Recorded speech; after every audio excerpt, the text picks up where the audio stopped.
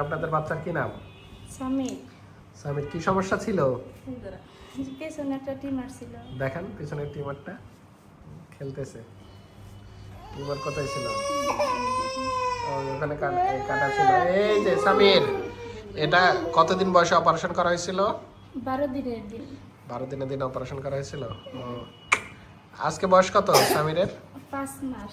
5 মাস। তাহলে আমার কাছে আসলেন মানে 4.5 মাস পরে, অপারেশনের 4.5 মাস পরে।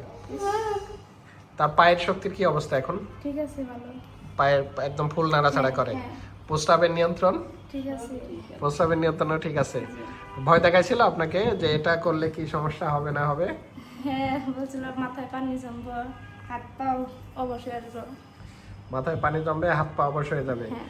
তে তার কি ইয়েতে হাত পা অবশ হয়েছে? না, না। পায়ের শক্তি? না। তারপরে মাথায় কি পানি জমছে? না। সিটি স্ক্যান আমরা সিটি স্ক্যানটা দেখলে বুঝতে পারবো যে আমরা আজকে সিটি স্ক্যান করাইছি, সিটি স্ক্যানে মাথায় পানি আছে কিনা। তারপরে প্রস্রাব পায়খানার নিয়ন্ত্রণ কি চলে গেছে? না। না না না, হ্যাঁ কান্না সব ঠিক আছে আল্লাহর রহমতে। হ্যাঁ, হ্যাঁ, এই যে আমরা যদি এদের সিটি স্ক্যান দেখি, তার এই যে এটা হলো সামিরের সিটি স্ক্যান। এই যে সামিরের সিটি স্ক্যানে যদি দেখি কোনো মাথায় পানি নেই, ঠিক আছে, মাথা একদম স্বাভাবিক আছে, 4.5 মাস পরে আসছে, মাথায় পানি জমে নেই। তাহলে অনেকে বলে যে এটা অপারেশন করলেই মাথায় পানি জমে, এটা ভুল কথা। সবার মাথায় জমে না, কারো কারো মাথায় জমতে পারে, ঠিক আছে। সামিরের মাথায় পানি জমে নেই, সে ভালো আছে।